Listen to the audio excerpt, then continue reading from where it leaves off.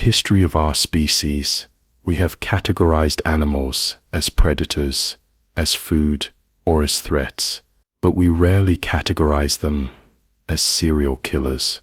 When we think of mass murder, we think of human monsters. But in the early years of the 20th century, deep in the foothills of the Himalayas, nature produced a killer that eclipsed almost every human psychopath in recorded history. This is not a ghost story. This is a matter of public record. One single animal, a female Bengal tiger, is officially responsible for the deaths of 436 people. To put that number in perspective, she killed more people than the worst human serial killers in the United States combined. She did not kill for territory. She did not kill to protect her cubs. She killed to feed, and she did it with a relentless, calculated efficiency that brought two nations to their knees. Before we step into the tall grass to hunt this phantom, I need to know where you are safe right now. Are you watching from the concrete safety of London, New York, or perhaps Toronto? Tell me your city in the comments below. And I want you to answer a difficult question. Do you believe an animal can be evil, or is the concept of malice something that only exists in the human mind? When an animal kills 400 people, does it cross the line from survival into something darker? Let me know your thoughts. The story begins in the dense, mist-covered jungles of Nepal in the year 1900. It was a time when the wilderness was still vast and unconquered, a place where villagers lived in an uneasy truce with the jungle. But suddenly, the truce was broken. People began to vanish. At first it was dismissed as the usual hazards of life in the wild, a leopard, a snake bite, a fall, but the frequency of the disappearances accelerated. Entire families were wiped out. The attacks were bold, occurring in broad daylight, often within the perimeter of the villages. The panic became so widespread that the king of Nepal did something unprecedented in the history of wildlife management. He deployed the National Army. Imagine the scene: a fully equipped military force, armed with rifles and drums, marching into the jungle to wage war against a single cat. They swept the forest. They set traps. They fired thousands of rounds into the undergrowth, and they failed. The tigress was too smart. She didn't fight the army. She evaded them. She understood the sound of the marching boots. She understood the range of the muskets. But the pressure of the army did accomplish one thing. It forced her to migrate. She slipped across the Sada River, leaving Nepal behind, and entered the Kumaon district of colonial India.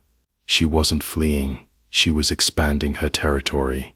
The devil had crossed the border, and the British Raj was about to inherit a nightmare. In India, her reign of terror evolved. She settled in the region of Champawat. Unlike normal tigers that hunt at night and avoid human settlements, the Champawat Tigress rewrote the rules. She hunted exclusively during the day. She targeted women and children, cutting grass in the fields. She would emerge from the forest silence, snatch a victim, and vanish before the scream had even faded. She paralyzed the economy of the region. Men refused to leave their huts to work. Roads were abandoned. The vibrant trade routes of Kumaon became ghost trails. The locals stopped calling her a tiger. They believed she was a rakshasa, a demon that had taken the form of a beast to punish them. For 7 long years she ruled. She traveled immense distances, sometimes covering 20 miles in a single night to strike in a different village, keeping the hunters confused and always one step behind. The British government, desperate and humiliated by their inability to protect their subjects, posted bounties that would be worth a fortune today. Hunters came from all over the empire. They came with high-powered rifles, elephants, and bravado. Most of them never even saw her. Some of them never came back. It became clear that standard hunting tactics were useless against a creature that seemed to possess a supernatural foresight. The government realized they didn't need an army, and they didn't need a sportsman. They needed a specialist. They needed a man who could think like a tiger, someone who could walk into the jungle alone and become part of the landscape. They sent for Jim Corbett. He was not a mercenary. He was a conservationist who loved tigers, but he recognized that this animal was a biological anomaly that had to be removed. When Corbett arrived in Champawat, he found a town that smelled of death. The streets were empty, the doors were barred, and somewhere in the surrounding hills, the Queen of Killers was watching his arrival, waiting for the game to begin. The nightmare did not begin with a roar. It began with a silence. In the late 1890s, the Rupal village, nestled deep in the western Himalayas of Nepal, was a place of hard, rhythmic existence. Life was dictated by the rising and setting of the sun. Men worked at terraced fields carved into the mountainsides, while women and children ventured into the dense sal forests to gather fodder for their livestock and wood for their fires. It was a life lived on the edge of the wilderness, where the boundaries between civilization and the jungle were porous. But there was an unwritten contract.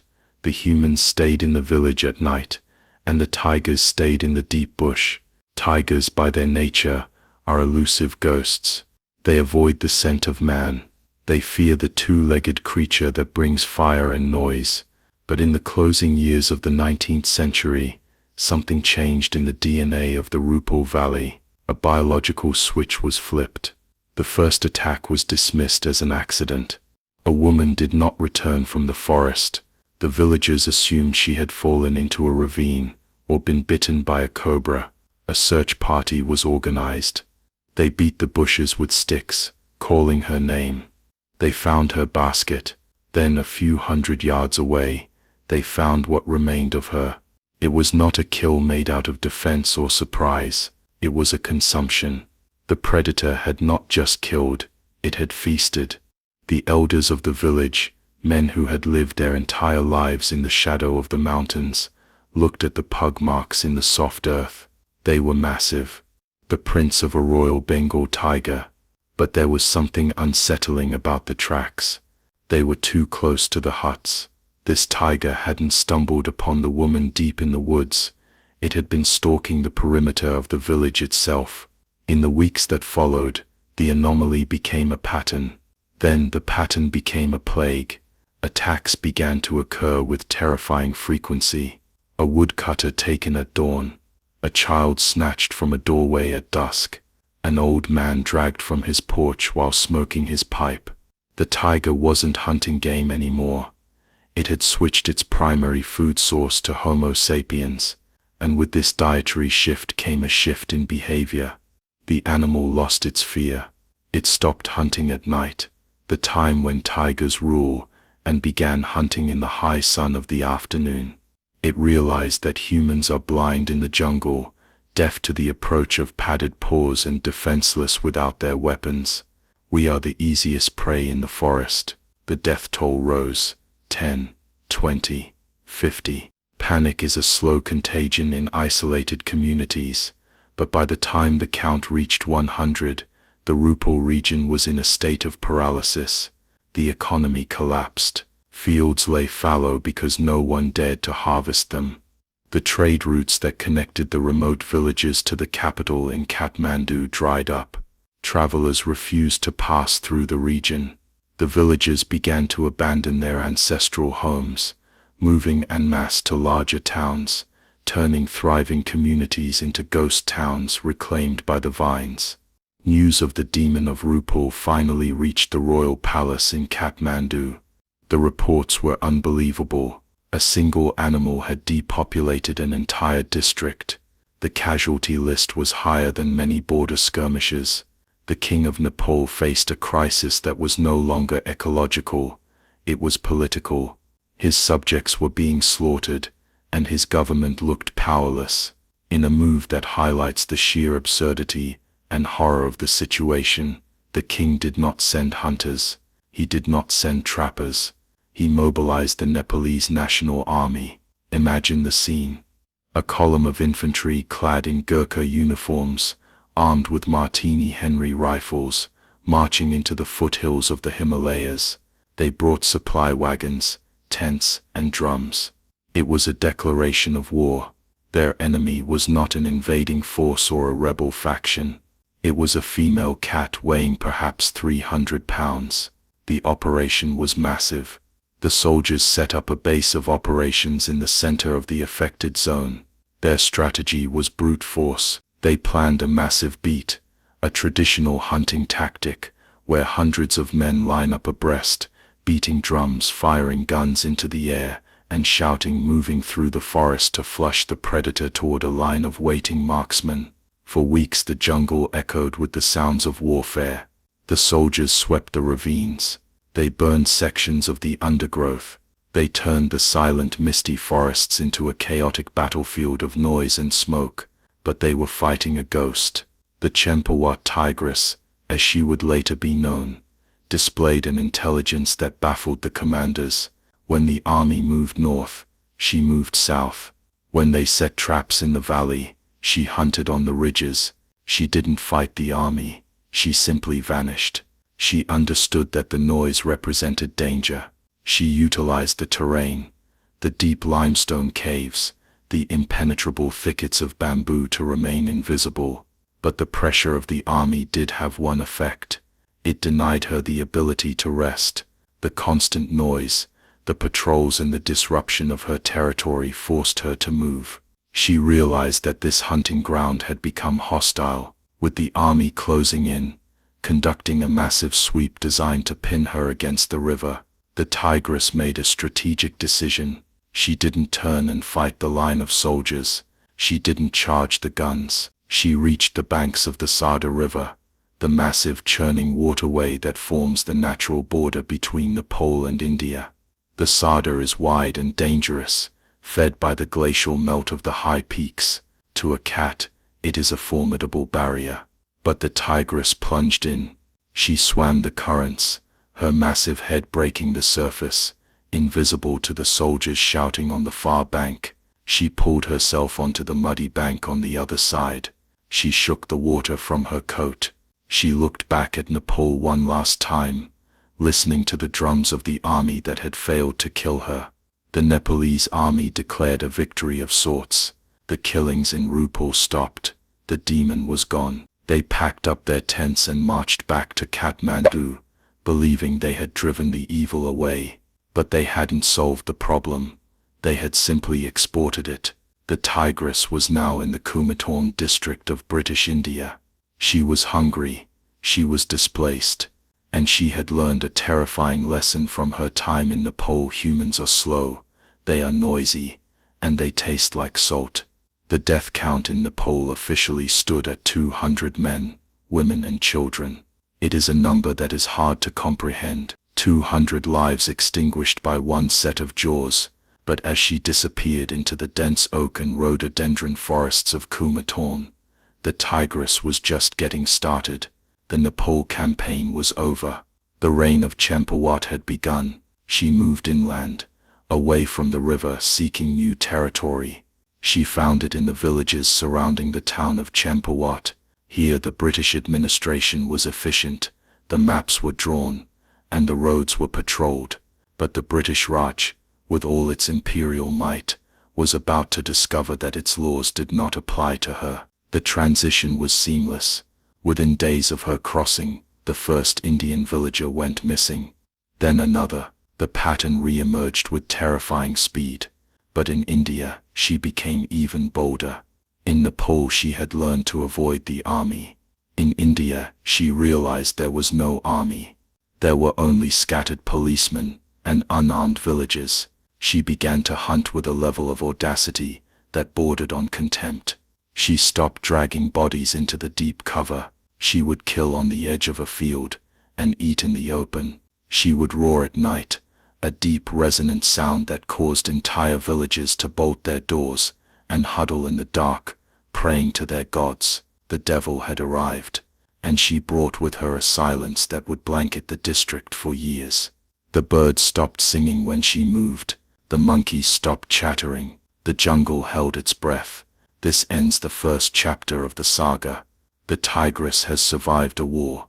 She has crossed a border. She has killed 200 people and learned that she is untouchable. Now she sets her sights on a new population. In a land where the hunters think they are the masters, she is about to prove them wrong. The Kumaon district of northern India is a landscape of breathtaking beauty.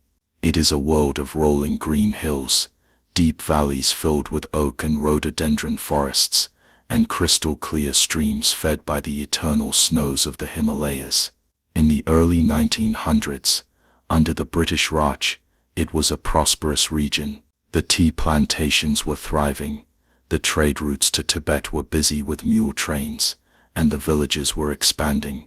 But in 1903, a shadow fell over this paradise. It arrived quietly, swimming across the Sada River from Nepal, carrying with it a hunger that would turn the district into a prison. The Champawat Tigress did not behave like an immigrant establishing a new home.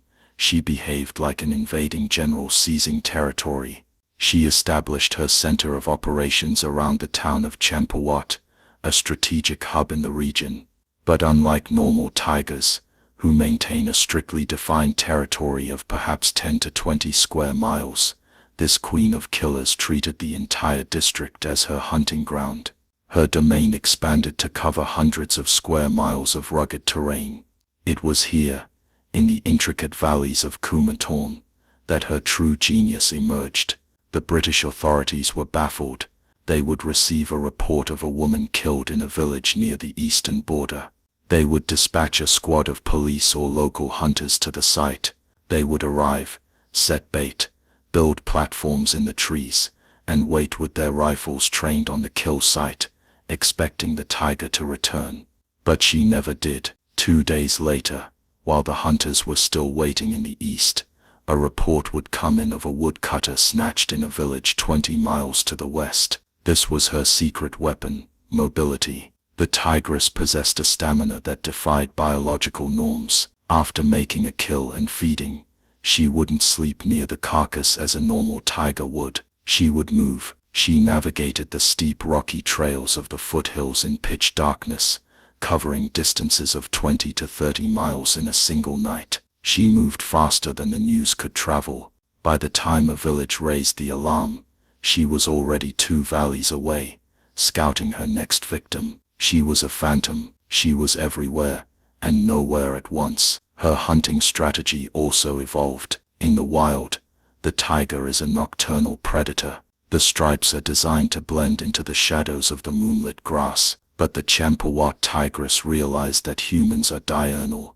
We are active in the day and locked away at night. So she inverted her circadian rhythm. She became a creature of the sun. The terror of the daylight kill cannot be overstated. In the villages of Kumaon, life depends on the forest. You need wood to cook. You need grass to feed the buffalo. This work falls largely to the women and children. They would go out in groups, singing songs to make noise, believing there was safety in numbers. Imagine the scene. It is high noon. The sun is shining. The forest is bright and seemingly safe. A group of women is cutting grass on a steep hillside. Suddenly, the jungle goes quiet. The cicadas stop buzzing. The langur monkeys in the trees freeze. Then there is a flash of orange. She didn't stalk like a cat. She charged like a cavalry unit. She would burst from the cover of the rhododendrons, ignoring the shouting and the thrown stones. She would target a specific individual, usually the one on the edge of the group. She would seize the victim by the throat, the bite crushing the windpipe instantly to silence the scream, and then drag the body into the dense undergrowth. The entire attack would take less than 10 seconds. The other women would be left standing in the field, staring at the spot where their sister or daughter had been just moments before. The psychological impact of this warfare was absolute. A curfew of fear descended on Kumaon. The roads, once busy with pilgrims and merchants, became desolate. People refused to travel between villages. If a man had to go to the market, he would go armed with an axe and beating a drum, looking over his shoulder at every rustle in the leaves. But even weapons proved useless. There are reports of men walking in a line, carrying muskets, only for the last man in the column to be snatched so silently that the man in front of him didn't notice until he turned around to speak. The British government tried to intervene. The district commissioner posted rewards. They hired Gurkha shikaris, professional trackers, to hunt her down. But the tigress seemed to anticipate their moves. She avoided the traps. She ignored the poisoned bait. She never walked the same path twice. There is a specific horror story from this period that illustrates her dominance. In a village near the Lokha road, the tigress attacked a woman collecting firewood. The woman's husband heard the scream. He grabbed his axe and ran towards the sound. He found the tigress dragging his wife up a steep ravine. Most animals would drop their prey and run when confronted by a screaming man with a weapon. The Champawat Tigress did not drop the woman. She stopped. She turned her massive head and roared at the husband. It wasn't a defensive growl. It was a roar of ownership, a sound that vibrates in the human chest cavity, freezing the blood. The husband, paralyzed by the sheer size and aggression of the beast, watched helplessly as she turned back around and carried his wife into the darkness. He could do nothing. The tigress had established a new hierarchy in the food chain. She was the master. The humans were the livestock. As the death toll in India climbed, crossing the 100 mark, then 200, the silence of the villages deepened. The people of Kumaon stopped looking to the government for help. They turned to their temples. They performed pujas, offering sacrifices to the forest gods, begging for the demon to be lifted. They believed that this was not an animal, but a punishment. They whispered that she was a shaitan, a spirit that could not be killed by lead or steel. The situation became untenable. The death count, combined with the Nepal victims, was now approaching 400. This was not just a wildlife problem. It was a humanitarian disaster. The colonial administration was humiliated. The mighty British Empire, which ruled half the world, could not protect its subjects from a single cat. It was in this atmosphere of despair that a name began to be whispered in the district offices. There was a man. He wasn't a soldier. He wasn't a trophy hunter from London who wanted a rug for his library. He was a local, an Irishman born in Donato, who had grown up in the jungles. He walked barefoot like a native. He could imitate the call of a tiger so perfectly, he could fool the animals themselves. His name was Jim Corbett. Corbett was known as a gentleman, a railroad worker who loved the nature of India. But he had a unique talent. He was a solver of problems that no one else could solve. He had hunted man-eaters before, but never anything like this. When the government approached him, Corbett set one condition. He demanded that all other hunters be withdrawn from the district. He demanded that the bounties be cancelled. He knew that hunting a creature of this intelligence required absolute silence and focus. He couldn't worry about an amateur shooting him in the back. He had to go alone. He arrived in Champawat in 1907. What he found shook him to his core. He described a town that smelled of fear.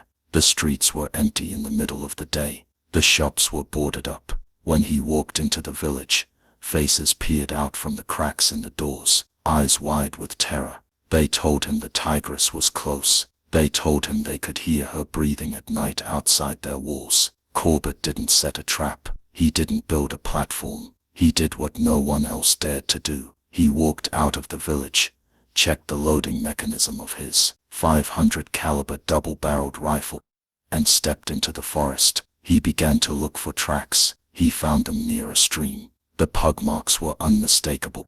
They were the prints of an old female. But as Corbett knelt in the mud, examining the impression, he noticed something that confirmed the villagers' fears. The prints were fresh. The water was still seeping into them. She wasn't 20 miles away. She wasn't sleeping. She was here. Corbett stood up slowly, scanning the dense canopy of the sow trees. The jungle was silent. The birds had vanished. He felt the hair on the back of his neck stand up. He realized, with the instinct of a predator recognizing another predator, that he wasn't tracking her. She was tracking him. The game of chess had begun. On one side, the most prolific serial killer in the animal kingdom, confident in her dominion. On the other, a solitary man with a rifle and a deep respect for his enemy. Chapter 2 ends with Jim Corbett standing alone in the silent forest of Champawat, the sun setting, knowing that for the first time in 7 years, the Tigress has found an opponent who isn't running away. Jim Corbett was a man carved from the landscape of the Kumaon Hills. He was not a British aristocrat playing at adventure. He was a railway contractor who had grown up barefoot in the forest, learning the language of the jungle before he learned his times tables.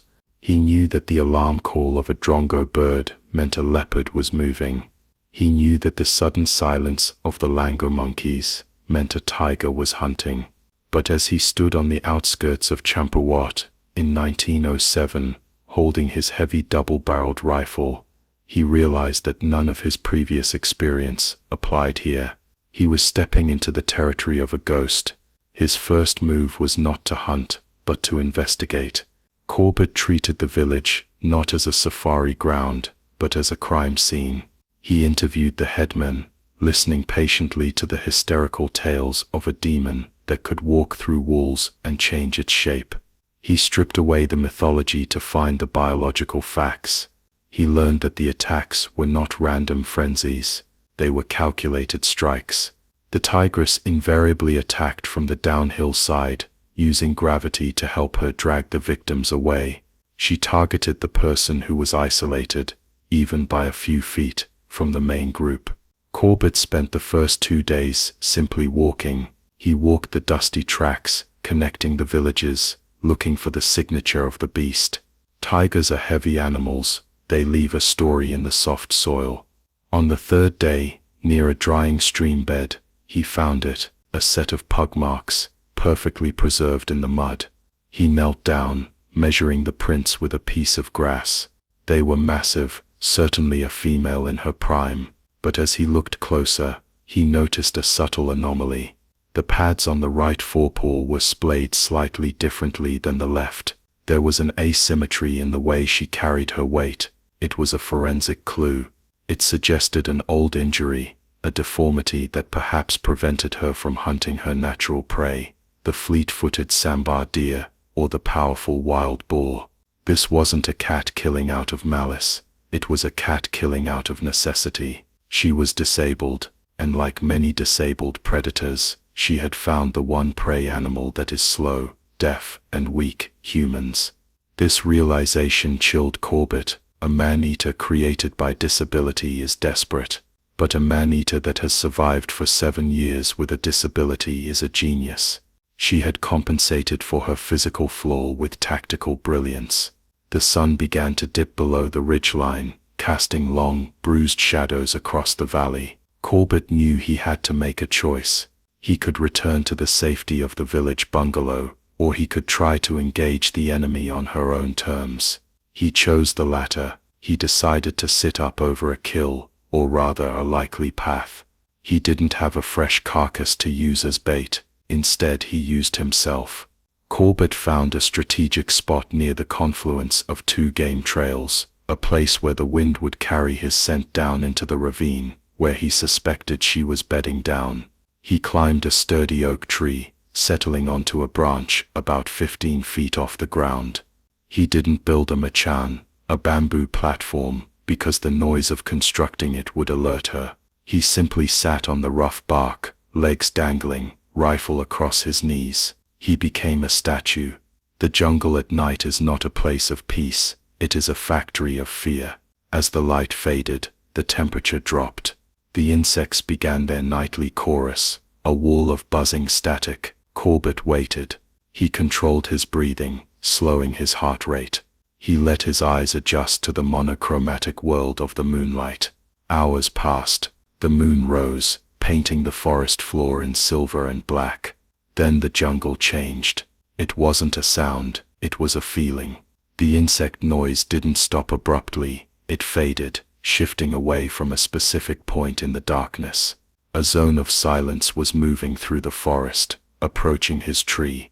The langurs were quiet, the deer were gone, she was here. Corbett gripped his rifle. He scanned the shadows, looking for the telltale stripes, the glint of an eye. He saw nothing, but he could hear her. It was the faintest sound imaginable, the dry crush of a single leaf under a padded foot. It came from behind him. He wanted to turn, but he knew the movement would betray him. He waited. The sound moved. She was circling the tree. She wasn't walking on the path. She was moving through the dense undergrowth, silent as smoke. She knew he was there. A tiger's sense of smell is acute, and he was sending a plume of human scent directly into her nostrils. Most tigers, upon detecting a human, would flee. A man-eater, upon detecting a human in a tree, might try to climb, or might crouch and wait. The Champawat Tigress did neither. She toyed with him. She moved to a patch of dry grass, just out of his line of sight, and she exhaled. A low, resonant chuffing sound. It wasn't a roar, it was a greeting, or perhaps a mockery. She was letting him know that she saw him. She was letting him know that his ambush had failed before it even began. Corbett sat frozen, sweat trickling down his spine despite the cold. He realized the terrifying dynamic of this relationship. He wasn't the hunter. He was the entertainment. She had lived for 7 years by outsmarting men with guns. She knew the range of a rifle. She knew the limitations of human night vision. For the next 4 hours, a psychological duel played out in the dark. Corbett would hear a twig snap to his left. He would slowly, agonizingly, swivel his rifle barrel. Silence. Then 10 minutes later, a rustle to his right. She was orbiting him, testing his patience, testing his nerves. She was daring him to shoot at a shadow, to reveal his position, and waste his ammunition. Corbett didn't fire. He knew the golden rule: never shoot unless you can see the target. A wounded man-eater is a death sentence for the entire district. If he wounded her, and she escaped, she would become even more cautious, even more deadly. Around 3 a.m., the presence vanished. The insect noise returned to the area around the tree. The tension evaporated. She had grown bored. She had left. Corbett didn't climb down. He waited until the sun was fully up, bathing the forest in warm, safe light. Only then did he descend, his muscles stiff and aching. He inspected the ground around the tree. The pug marks were there. She had circled him 3 times. At one point, she had stood on her hind legs and scratched the bark of a neighboring tree, just to leave a mark. The scratch was 6 feet high. She was enormous. Corbett returned to the village, exhausted and humbled. He realized that passive hunting, waiting for her to make a mistake, would not work. She didn't make mistakes. She dictated the terms of the engagement. If he wanted to kill the Champawat Tigress, he couldn't wait for her to come to him. He had to go to her. He had to provoke a confrontation so violent, so immediate, that she wouldn't have time to think. The opportunity came 2 days later. It was a bright, clear afternoon. Corbett was cleaning his rifle in the bungalow when a sound shattered the peace of the valley. It was a scream, not the scream of a bird or a monkey, but the terrifying, unmistakable shriek of a human being in mortal agony. It came from the village of Fungo, less than a mile away. Corbett grabbed his rifle and a handful of cartridges. He didn't run, he sprinted. He knew what that sound meant. The Queen had struck again. He ran along the footpath, his lungs burning, the scream echoing in his mind. When he arrived at the edge of the village, he found a scene of chaos. People were wailing, pointing towards a steep ravine that cut through the forest. A group of men stood at the edge, looking down, too terrified to enter the bush. She took her, a woman cried, grabbing Corbett's arm. She took Premka. Premka was a 16-year-old girl. She had been cutting oak leaves for cattle fodder on the edge of the ravine. The attack had been lightning fast. The tigress had burst from the bushes, grabbed the girl by the neck, and dragged her over the precipice before anyone could throw a stone. Corbett looked at the ground. The blood trail was fresh. Bright red arterial blood splattered on the green leaves. It was still wet. This was it. The trail was hot. The tigress was close. She would be carrying the body, which would slow her down. She would be looking for a place to feed. Corbett looked at the terrified villagers. "Stay here," he ordered. "Do not follow me. Make noise. Beat drums. Shout. Keep her focused on the village. He stepped over the edge of the ravine, following the blood. He was entering the kill zone alone. The vegetation was thick, nettles, hemp, and wild raspberry bushes that tore at his clothes. Visibility was less than 5 yards. It was the perfect ambush terrain. As he moved deeper into the ravine, the sounds of the village faded. The air grew heavy and still. He followed the drag marks. A broken branch, a smear of blood on a rock, a torn piece of the girl's sari. Then he heard it. Ahead of him, perhaps 50 yards away, hidden by a screen of dense bushes, came the sound of cracking bone. Snap, crunch. She was eating. Corbett stopped, his heart hammered against his ribs. This was the moment. Most hunters would have waited for support. Most would have turned back. But Corbett knew that if he let her finish, she would vanish again. He had to interrupt the meal. He had to force a confrontation while she was distracted. He crept forward, placing his feet with the precision of a ballet dancer. He moved inch by inch. The sound of the eating grew louder. He could hear the wet tearing of flesh. It was a horrific, visceral sound that turned his stomach, but he forced himself to focus on the reticle of his rifle. He reached a small clearing. The bush ahead was shaking. He raised the heavy double-barreled .500 Nitro Express. It was a weapon designed to stop an elephant. He needed to see her.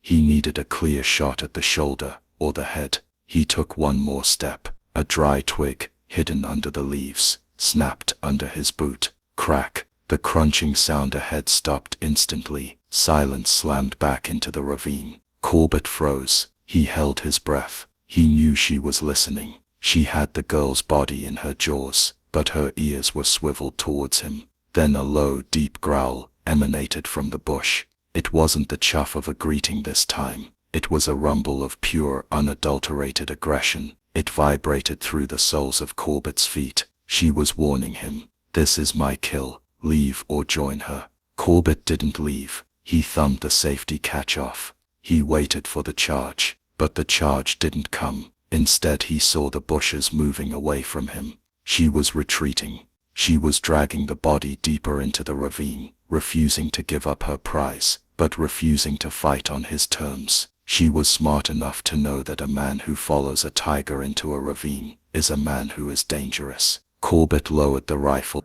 He couldn't shoot through the brush. He might hit the girl's body, or simply wound the beast. He had missed his chance. He backed out of the ravine, his eyes fixed on the shadows. He returned to the village, where the people looked at him with desperate hope. He shook his head. She is still there, Corbett told them. She has the girl. The villagers wailed, but Corbett raised his hand. Listen to me. She is in the ravine. The ravine is a trap. It has steep sides. If we block the exits, if we drive her. He formulated a plan. It was dangerous. It was chaotic, and it required the entire village to act as bait. Tomorrow, Corbett said, we do not hunt. Tomorrow, we go to war. Gather every man who can shout. Bring every drum. Bring every pot and pan. We are going to push her out of that hole. He looked back at the darkening forest. He knew the tigress was down there, finishing her meal. He knew she would be thirsty in the morning, and he knew that tomorrow would be the final day. One of them would not leave that valley alive. The sun rose over the Champawat Valley on the morning of the hunt, revealing a scene that looked less like a sporting event and more like a peasant uprising. Jim Corbett stood on the ridge, overlooking the gorge, watching the army he had assembled. It was a motley force. There were nearly 300 men gathered from the surrounding villages. They were not soldiers. They were farmers, tea pickers, and laborers. Their weapons were pathetic against a tiger: rusty axes, heavy sticks, cooking pots, and drums made of stretched goatskin. But they possessed a weapon more powerful than gunpowder: collective rage. For 7 years, they had lived in terror. Today they were going to scream that terror back at the beast. Corbett met with the Tahsildar, the local tax collector and government official, who was helping organize the line. The plan was simple in concept, but deadly in execution. The ravine where the tigress was hiding was shaped like a funnel. It was wide at the top and narrowed down to a rocky bottleneck At the bottom, Corbett planned to position himself at the narrow end, cutting off her escape. The 300 men would line up at the wide end and walk through the jungle, beating their drums and shouting. The wall of noise would panic the tiger, forcing her down the funnel, straight into the sights of Corbett's rifle. But the risks were astronomical. If the line broke, the tiger could double back and massacre the beaters. If Corbett missed his shot, the tiger would escape into the heavy forest behind him, likely never to be seen again. Or worse, she would charge him. Tell the men, Corbett instructed the Tahsildar, that no matter what happens, they must not break the line. If she charges them, they must make more noise, not less. They must stand their ground. The Tahsildar nodded, his face grim. He took a shotgun, intending to fire it in the air, to coordinate the movement. Corbett made his way down to his position. He chose a spot near the stream bed, where the visibility was slightly better. There were no trees suitable for a platform here, so he had to stand on the ground. He stood with his back to a large rock, giving him some protection from the rear. He checked his .500 Nitro Express rifle. 2 barrels, 2 bullets, that was all he would have time for.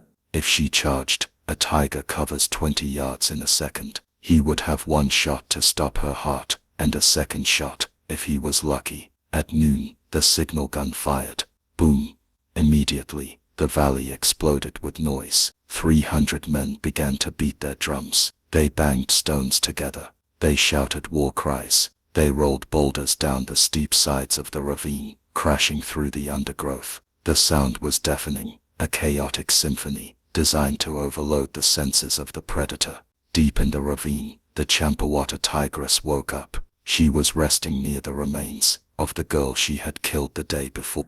Her belly was full. She was groggy, but the noise jolted her into alertness. Tigers are accustomed to being the ones who make the noise. They are the masters of the roar. To be on the receiving end of such a cacophony was confusing, insulting. She stood up, her ears swiveling back. She tested the air. She could smell the sweat of hundreds of men.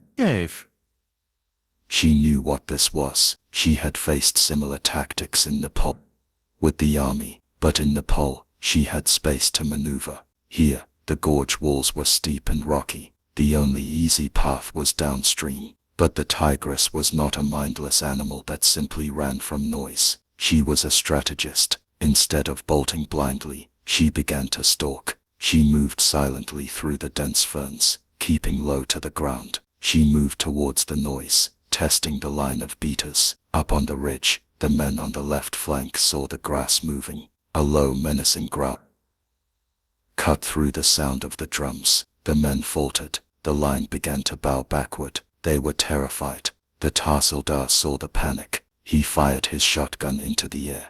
Blam, blam, push, he screamed. Don't let her through. The sudden gunshots near her face turned the tigress. She snarled, swiping at a bush, and turned back towards the valley floor. She realized she couldn't break the line without taking damage. Boyusiv Orsipal, Talbot breeze of the stroke. She decided to follow the path of least resistance. She began to move downstream, towards Corbett. Down at the bottleneck, Corbett waited. The noise of the beat was getting louder, rolling towards him like a thunderstorm. But he was focused on the silence in front of him. He watched the birds. A flock of jungle babblers burst from a bush 50 yards away, chattering alarms. Then a barking deer bolted from cover, sprinting past Corbett without even seeing him. She was coming. Corbett raised the heavy rifle to his shoulder. The weight was comforting. He focused on a patch of light green grass about 30 yards ahead. That was his kill zone. But the tigress didn't appear where he expected. She was smart. She was using the dry stream bed as a trench, keeping her body below the line of sight. Corbett caught a glimpse of orange movement to his left, much closer than he anticipated. She was flanking him. He shifted his stance. The gravel crunched under his boot. The orange shape stopped. She had heard him. For a long, agonizing minute, nothing happened. The drums were deafening now. The beaters only a few hundred yards away. The pressure on the animal was immense. She had to move. Suddenly, she broke cover. She didn't charge. She stepped out of the bushes and walked into the clearing. She looked magnificent and terrifying. She was massive, 9 feet from nose to tail. Her coat was a vibrant fiery orange, contrasting sharply with the green of the jungle. But as she turned her head, Corbett saw the face of the devil. Her muzzle was stained with dried blood. Ow. Her eyes were not the calm amber of a normal tiger. They were wide, dilated, frantic with rage. She wasn't hunting. She was retreating, and she was furious about it. She stopped in the middle of the clearing, broadside to Corbett, about 40 yards away. Ow. She looked back at the noise of the beaters. Her tail twitched, a violent, lashing motion. She opened her mouth to roar at the approaching mob. This was the moment. Corbett exhaled, steadying the sights on the spot just behind her shoulder blade, aiming for the heart.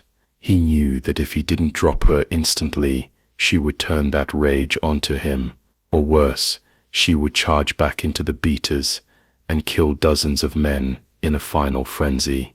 His finger tightened on the trigger, but just as he was about to squeeze, the tigress did something unexpected. She didn't roar. She crouched. She flattened herself against the earth until she was almost invisible in the grass. She was preparing to ambush the beaters. She had decided not to run. She was going to fight the army. Corbett realized he couldn't wait for a better shot. He had to shoot now, to stop her from launching herself at the villagers who were about to emerge from the trees. He adjusted his aim slightly. The grass obscured her heart. He aimed for the spine.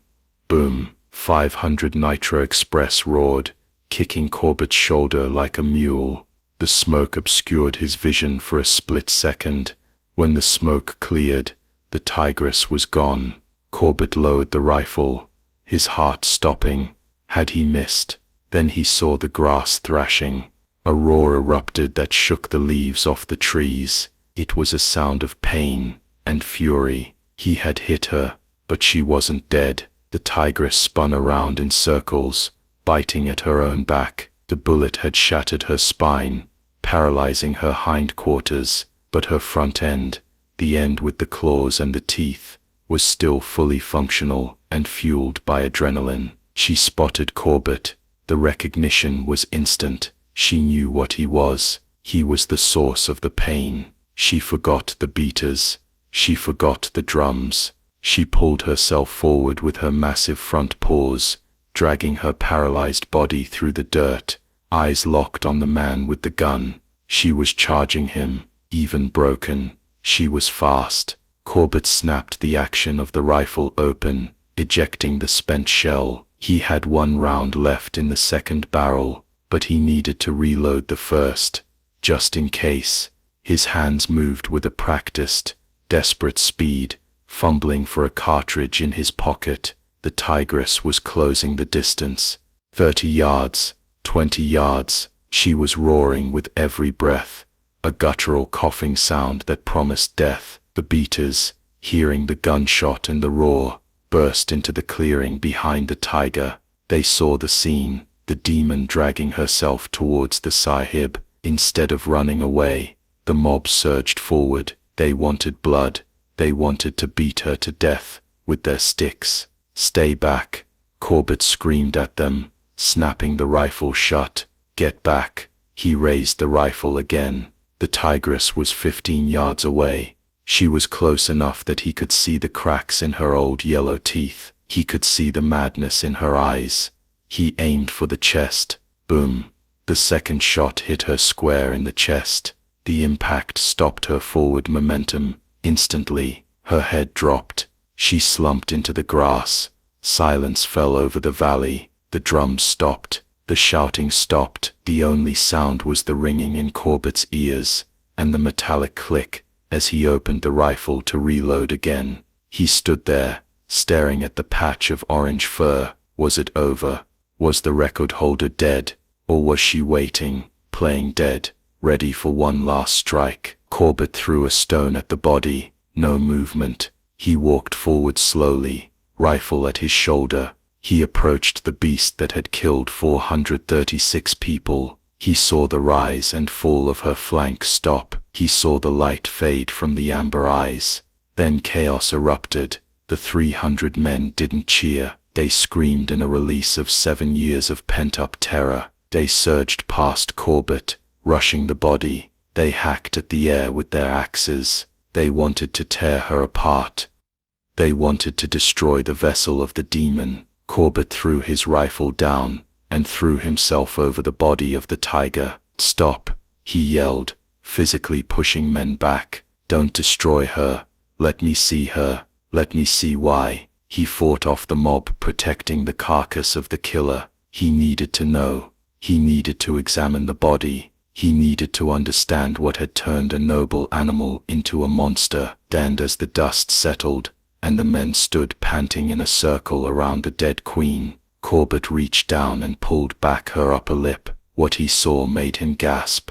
It changed everything. It transformed the story from a tale of evil to a tale of tragedy. The beat was over. The hunt was finished, but the mystery of the Champawat Tigress was just being revealed. The chaos in the Champawat Valley slowly subsided into a solemn, heavy silence. The 300 men who had driven the tigress to her death stood in a wide circle, staring at the orange and black carcass lying in the grass. The terror that had gripped the district for 7 years, paralyzing villages and silencing the forest, was gone. But as the adrenaline faded, a new emotion took hold: confusion. Up close, the devil of India didn't look like a demon. She didn't look like a supernatural spirit. She looked like an old battered animal. She was smaller than the legends claimed, her coat dull and scarred from years of pushing through thorny undergrowth. Jim Corbett knelt beside the head of the beast. He was the only man in the crowd who saw her not as a monster, but as a biological puzzle. He needed to answer the question that had haunted him since he arrived. Why did a royal Bengal tiger, an apex predator designed by millions of years of evolution to hunt deer and wild boar, turn into a specialist killer of humans? Why did she cross borders, defy armies, and break every rule of her species? He reached out and pulled back her upper lip. The crowd leaned in, expecting to see fangs dripping with blood. They saw instead was a tragedy written in bone. The tigress's mouth was a ruin. The upper right canine tooth, the primary weapon used to sever the spinal cord of prey, was broken off in half. The lower right canine was snapped cleanly at the gum line. The bone around the jaw was pitted and scarred. Corbett ran his finger over the broken teeth. The edges were worn smooth. This wasn't a recent injury. This had happened years ago. As he examined the trajectory of the break, he realized the cause. It wasn't natural decay. It was a gunshot wound. Years before,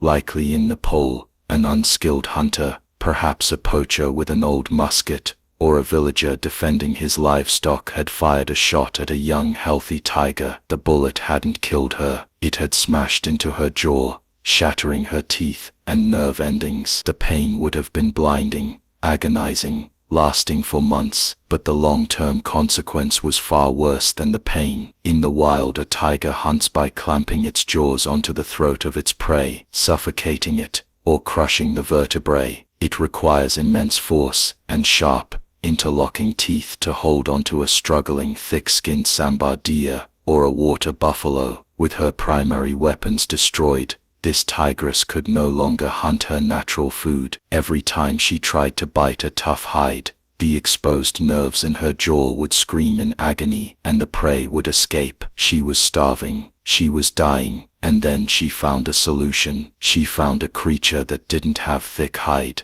a creature that couldn't run fast, a creature that was soft, fragile, and abundant. Humans. Corbett realized the horrifying truth. The Champawat Tigress wasn't a demon sent by the gods to punish the villagers. She was a man-made disaster. A single poorly aimed shot had transformed a natural predator into a serial killer. She killed 436 people not out of malice or sport, but out of a desperate, agonizing necessity to survive. She was eating the only thing her broken mouth could manage. Corbett stood up and addressed the crowd. He tried to explain the broken teeth. He tried to explain that she was in pain, but the villagers didn't want to hear about biology. They spat on the carcass. They wanted to burn her. To them, the 436 dead were not victims of an ecological accident. They were victims of evil. Corbett had to use his authority to prevent them from destroying the body,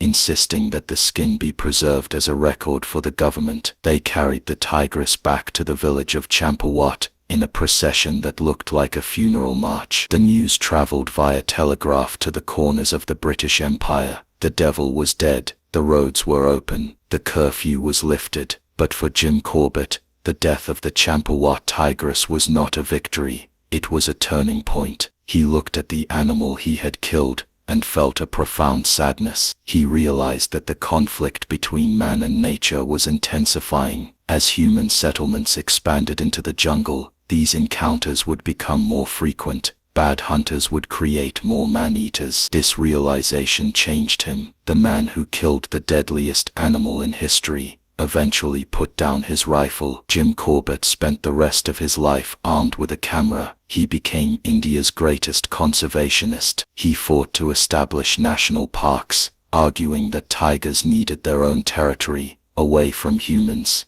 to exist as nature intended. He argued that the tiger is a large-hearted gentleman with boundless courage, and that man-eaters are almost always created by human error, gunshot wounds, or porcupine quills that disable them. The skin of the Champawat Tigress was eventually sent to a museum, but her legacy lived on in the silence she left behind. The 436 people she killed were not just numbers. They were mothers, fathers, and children. Entire family lines were extinguished. Villages were abandoned and swallowed by the jungle, never to be resettled. In the years that followed, Corbett tracked and killed other man-eaters, the leopard of Rudraprayag, the bachelor of Palgar, but he never forgot the queen. She was the first, she was the smartest, and she taught him the most important lesson of the jungle. We are not the masters of this world. We are simply guests who have forgotten how to be afraid of the dark. The autopsy proved that the monster was mortal, but the fear she generated was immortal. Even today,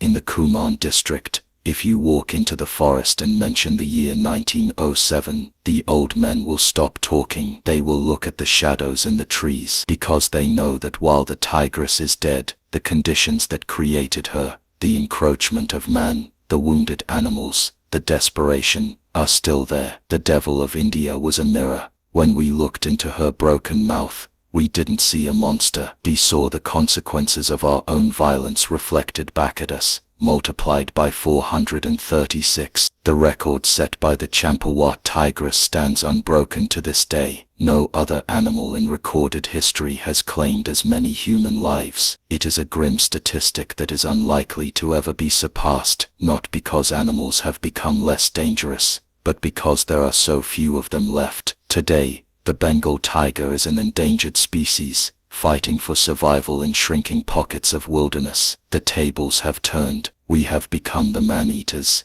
consuming the forest and everything in it. But the story of Champawat serves as a terrifying reminder of the power balance that once existed. It forces us to confront a primal reality. We are soft, we are slow. Without our walls, our weapons, and our technology, we are merely protein. The tigress proved that a single biological entity, driven by pain and hunger, could bring the machinery of an empire to a halt. She proved that civilization is a thin veneer, easily pierced by a canine tooth. There is a lingering question that haunts biologists and historians who study this case. The tigress traveled 20 miles a night. She navigated complex terrain. She avoided poisoned bait and traps for 7 years. Was this purely instinct, or did the trauma of her injury, and the constant pursuit by humans, force her to evolve? Did she develop a theory of mind, an understanding of how her enemy thought? Jim Corbett believed she did. He wrote that she possessed a sixth sense for danger. She knew when a man was hunting her, and she knew when a man was afraid. She exploited our psychology as much as our biology. So the next time you visit a zoo and see a tiger pacing behind thick glass, do not look at it with pity. Look at it with respect. Look at the size of the paws. Look at the intelligence in the eyes. And imagine that glass removed. Imagine yourself in the tall grass of the Himalayan foothills, the sun setting, the birds going silent, and that animal looking at you not as a visitor, but as a solution to a problem. This brings our investigation into the deadliest animal in history to a close. But I want to hear from you. Do you agree with Jim Corbett that the tigress was a victim of human negligence, a monster created by a bad shot? Or do you believe, as the villagers did, that killing 436 people requires a level of malevolence that goes beyond hunger? Can an animal be a psychopath? Leave your thoughts in the comments below. I read every single one. If this story of history, survival, and the dark side of nature kept you captivated, you have found your tribe. Primal Fear is dedicated to the stories that make us question our place at the top of the food chain. But to survive what comes next, you need to be prepared. Make sure you are subscribed and have the notification bell turned on, because next week we are leaving the jungles of India for the mist-shrouded forests of 18th century France. We are going to investigate a mystery that terrified a king and baffled historians for centuries. The creature that killed over 100 people, survived bullets, and was said to be a hybrid of a wolf and a demon. Was it a serial killer training dogs? Was it a prehistoric survivor? Or was it something else entirely? The Beast of Gevaudan is next. Until then, watch the tree line and respect the silence.